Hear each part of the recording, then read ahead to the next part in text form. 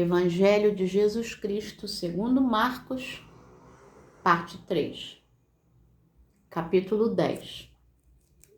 Levantando-se Jesus, foi dali para o território da Judéia, além do Jordão. E outra vez as multidões se reuniram junto a ele, e de novo ele as ensinava, segundo o seu costume. E aproximando-se alguns fariseus, o experimentaram, perguntando-lhe: é lícito ao marido repudiar sua mulher? Ele lhes respondeu: que vos ordenou Moisés? Tornaram eles: Moisés permitiu lavrar carta de divórcio e repudiar. Mas Jesus lhes disse: por causa da dureza do vosso coração, ele vos deixou escrito esse mandamento. Porém, desde o princípio da criação, Deus os fez homem e mulher. Por isso deixará o homem a seu pai e mãe e unir-se-á à sua mulher. E com sua mulher serão os dois uma só carne, de modo que já não são dois, mas uma só carne. Portanto, o que Deus ajuntou, não separe o homem. Em casa, voltaram os discípulos a interrogá-lo sobre este assunto. E ele lhes disse: quem repudiar sua mulher e casar com outra, comete adultério contra aquela. E se ela repudiar seu marido e casar com outro, comete adultério. Então lhe trouxeram algumas crianças para que as tocasse, mas os discípulos os repreendiam. Jesus, porém, vendo isto, indignou-se e disse-lhes: deixai vir a mim os pequeninos, não os embaraceis, porque dos tais é o reino de Deus. Em verdade vos digo, quem não receber o reino de Deus como uma criança, de maneira nenhuma entrará nele. Então, tomando-as nos braços e impondo-lhes as mãos, as abençoava. E pondo-se Jesus a caminho, correu um homem ao seu encontro e, ajoelhando-se, perguntou-lhe: bom mestre, que farei para herdar a vida eterna? Respondeu-lhe Jesus: por que me chamas bom? Ninguém é bom senão um só, que é Deus. Sabes os mandamentos: não matarás, não adulterarás, não furtarás, não dirás falso testemunho, não defraudarás ninguém, honra a teu pai e a tua mãe. Então ele respondeu: mestre, tudo isso tenho observado desde a minha juventude. Mas Jesus, fitando-o, o amou e disse: só uma coisa te falta. Vai, vende tudo o que tens, dá-o aos pobres e terás um tesouro no céu. Então vem e segue-me. Ele, porém, contrariado com esta palavra, retirou-se triste, porque era dono de muitas propriedades. Então Jesus, olhando ao redor, disse aos seus discípulos: quão dificilmente entrarão no reino de Deus os que têm riquezas. Os discípulos estranharam estas palavras, mas Jesus insistiu em dizer-lhes: filhos, quão difícil é para os que confiam nas riquezas entrar no reino de Deus. É mais fácil passar um camelo pelo fundo de uma agulha do que entrar um rico no reino de Deus. Eles ficaram sobremodo maravilhados, dizendo entre si: então quem pode ser salvo? Jesus, porém, fitando neles o olhar, disse: para os homens é impossível, contudo, não para Deus, porque para Deus tudo é possível. Então Pedro começou a dizer-lhe: eis que nós tudo deixamos e te seguimos. Tornou Jesus: em verdade vos digo que ninguém há que tenha deixado casa, ou irmãos, ou irmãs, ou mãe, ou pai, ou filhos, ou campos, por amor de mim e por amor do Evangelho, que não receba já no presente o cêntuplo de casas, irmãos, irmãs, mães, filhos e campos com perseguições, e no mundo por vir a vida eterna. Porém, muitos primeiros serão últimos, e os últimos primeiros. Estavam de caminho, subindo para Jerusalém, e Jesus ia adiante dos seus discípulos. Estes se admiravam e o seguiam, tomados de apreensões. E Jesus, tornando a levar à parte os 12, passou a revelar-lhes as coisas que lhe deviam sobrevir, dizendo: Eis que subimos para Jerusalém, e o Filho do Homem será entregue aos principais sacerdotes e aos escribas. Condená-lo-ão à morte e o entregarão aos gentios. Hão de escarnecê-lo, cuspir nele, açoitá-lo e matá-lo. Mas depois de 3 dias ressuscitará. Então se aproximaram dele Tiago e João, filhos de Zebedeu, dizendo-lhe: Mestre, queremos que nos concedas o que te vamos pedir. E ele lhes perguntou: Que quereis que vos faça? Responderam-lhe: Permite-nos que na tua glória nos assentemos, um à tua direita e o outro à tua esquerda. Mas Jesus lhes disse: Não sabeis o que pedis. Podeis vós beber o cálice que eu bebo, ou receber o batismo com que eu sou batizado? Disseram-lhe: Podemos. Tornou-lhes Jesus: Bebereis o cálice que eu bebo, e recebereis o batismo com que eu sou batizado. Quanto, porém, ao assentar-se à minha direita ou à minha esquerda, não me compete concedê-lo, porque é para aqueles a quem está preparado. Ouvindo isto, indignavam-se os 10 contra Tiago e João. Mas Jesus, chamando-os para junto de si, disse-lhes: Sabeis que os que são considerados governadores dos povos têm-nos sob seu domínio, e sobre eles os seus maiorais exercem autoridade. Mas entre vós não é assim. Pelo contrário, quem quiser tornar-se grande entre vós, será esse o que vos sirva. E quem quiser ser o primeiro entre vós, será servo de todos. Pois o próprio Filho do Homem não veio para ser servido, mas para servir e dar a sua vida em resgate por muitos. E foram para Jericó. Quando ele saía de Jericó, juntamente com os discípulos e numerosa multidão, Bartimeu, cego mendigo, filho de Timeu, estava sentado à beira do caminho. E ouvindo que era Jesus, o Nazareno, pôs-se a clamar: Jesus, filho de Davi, tem compaixão de mim. E muitos o repreendiam para que se calasse. Mas ele cada vez gritava mais: Filho de Davi, tem misericórdia de mim. Parou Jesus e disse: Chamai-o. Chamaram então o cego, dizendo-lhe: Tem bom ânimo, levanta-te, ele te chama. Lançando de si a capa, levantou-se de um salto e foi ter com Jesus. Perguntou-lhe Jesus: Que queres que eu te faça? Respondeu o cego: Mestre, que eu torne a ver.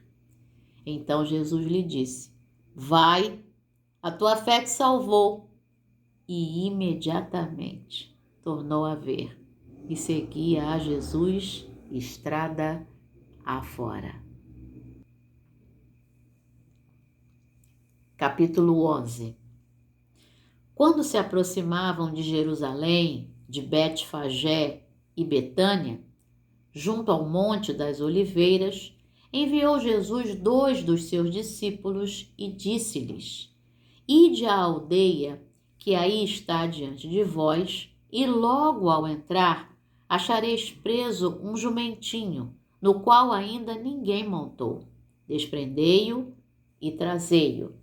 Se alguém vos perguntar: Por que fazeis isso? Respondei: o Senhor precisa dele e logo o mandará de volta para aqui. Então foram e acharam o jumentinho preso junto ao portão, do lado de fora, na rua, e o desprenderam. Alguns dos que ali estavam reclamaram: que fazeis soltando o jumentinho? Eles, porém, responderam conforme as instruções de Jesus. Então os deixaram ir. Levaram o jumentinho, sobre o qual puseram as suas vestes, e nele Jesus montou.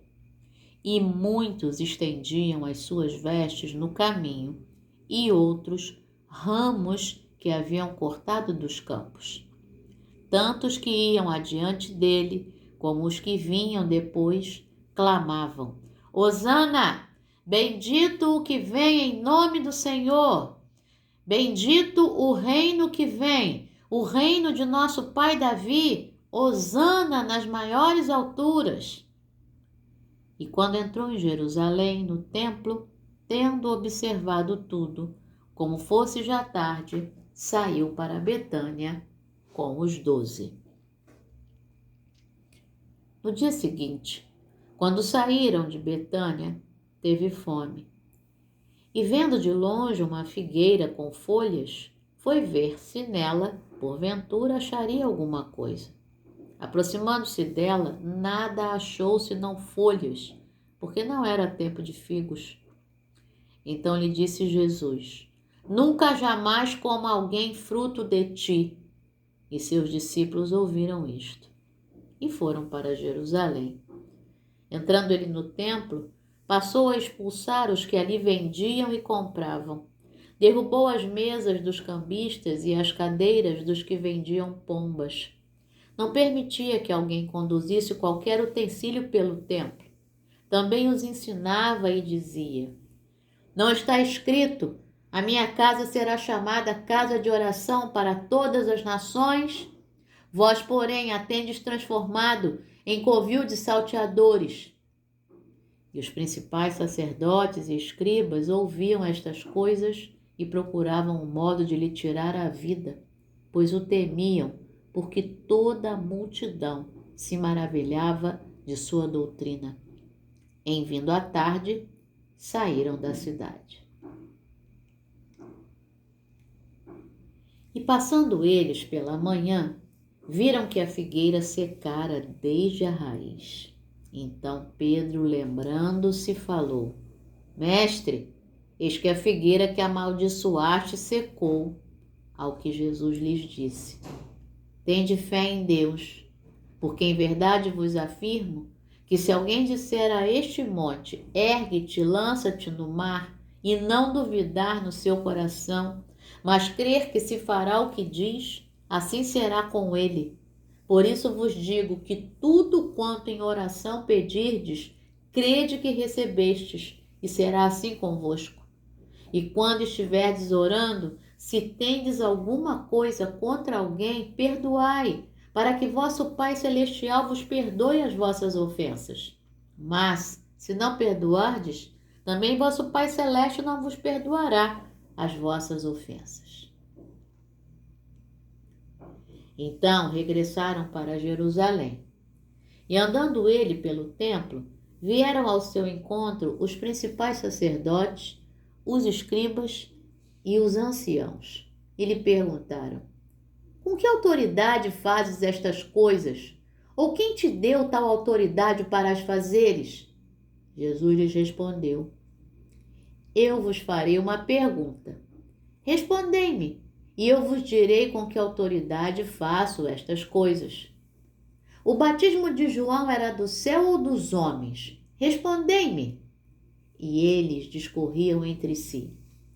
Se dissermos do céu, dirá: então por que não acreditastes nele? Se, porém, dissermos dos homens, era de temer o povo, porque todos consideravam a João como profeta. Então responderam a Jesus: não sabemos.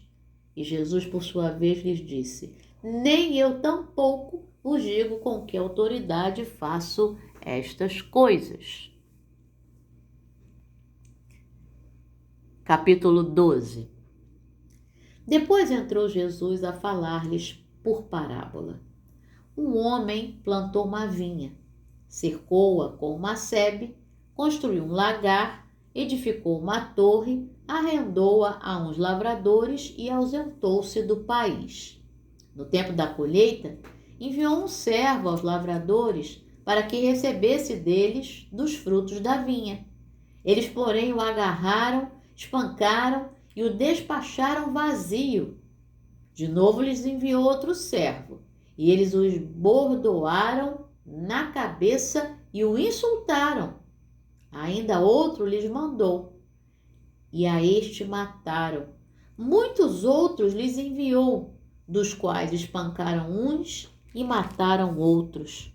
Restava-lhe ainda um, seu filho amado. A este lhes enviou por fim, dizendo: respeitarão a meu filho. Mas os tais lavradores disseram entre si: este é o herdeiro. Ora, vamos, matemo-lo, e a herança será nossa. E agarrando-o, mataram-no e o atiraram para fora da vinha. Que fará, pois, o dono da vinha? Virá, exterminará aqueles lavradores e passará a vinha a outros. Ainda não lestes esta escritura? A pedra que os construtores rejeitaram, essa veio a ser a principal pedra angular, e isto procede do Senhor e é maravilhoso aos nossos olhos?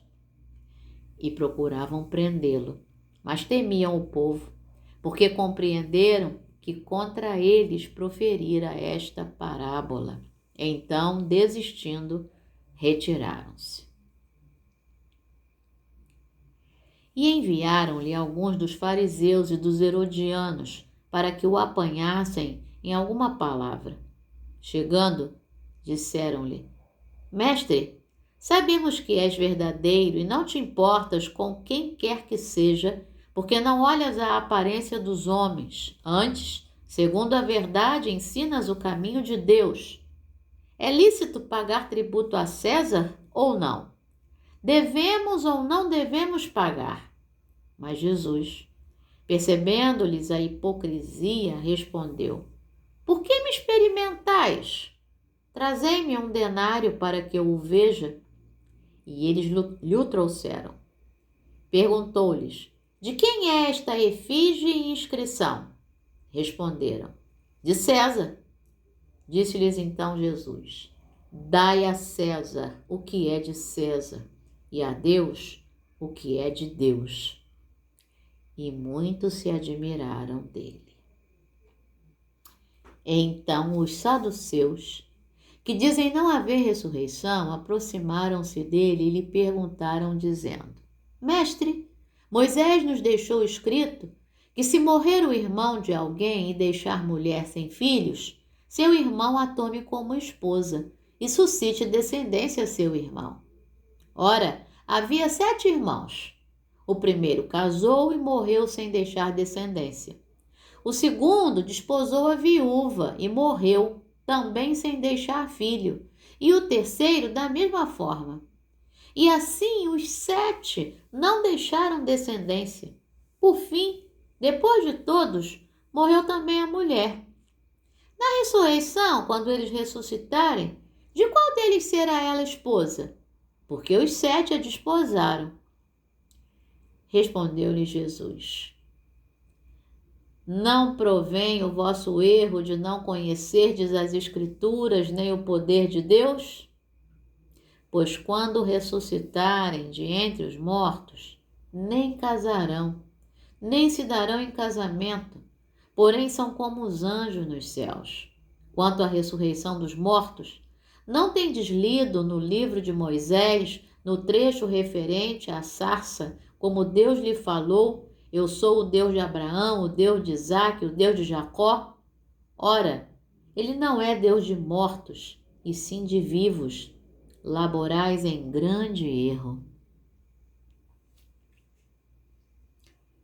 Chegando um dos escribas, tendo ouvido a discussão entre eles, vendo como Jesus lhes houvera respondido bem, perguntou-lhe: Qual é o principal de todos os mandamentos? Respondeu Jesus: o principal é: ouve, ó Israel. O Senhor nosso Deus é o único Senhor. Amarás, pois, o Senhor teu Deus de todo o teu coração, de toda a tua alma, de todo o teu entendimento e de toda a tua força. O segundo é: amarás o teu próximo como a ti mesmo. Não há outro mandamento maior do que estes. Disse-lhe o escriba: muito bem, mestre, e com verdade disseste que ele é o único e não há outro senão ele, e que amar a Deus de todo o coração, de todo o entendimento e de toda a força e amar ao próximo como a si mesmo excede a todos os holocaustos e sacrifícios. Vendo Jesus que ele havia respondido sabiamente, declarou-lhe: não estás longe do reino de Deus. E já ninguém mais ousava interrogá-lo. Jesus, ensinando no templo, perguntou: como dizem os escribas que o Cristo é filho de Davi? O próprio Davi falou pelo Espírito Santo. Disse o Senhor ao meu Senhor: assenta-te à minha direita, até que eu ponha os teus inimigos debaixo dos teus pés. O mesmo Davi chama-lhe Senhor. Como, pois, é ele seu filho? E a grande multidão o ouvia com prazer. E ao ensinar, dizia ele: guardai-vos dos escribas que gostam de andar com vestes talares e das saudações nas praças e das primeiras cadeiras nas sinagogas e dos primeiros lugares nos banquetes, os quais devoram as casas das viúvas e, para o justificar, fazem longas orações. Estes sofrerão juízo muito mais severo. Assentado diante do gasofilácio, observava Jesus como o povo lançava ali o dinheiro. Ora, muitos ricos depositavam grandes quantias. Vindo, porém, uma viúva pobre, depositou 2 pequenas moedas correspondentes a 1 quadrante. E chamando os seus discípulos, disse-lhes: em verdade vos digo que esta viúva pobre depositou no gasofilácio mais do que o fizeram todos os ofertantes, porque todos eles ofertaram do que lhes sobrava. Ela, porém, da sua pobreza, deu tudo quanto possuía, todo o seu sustento.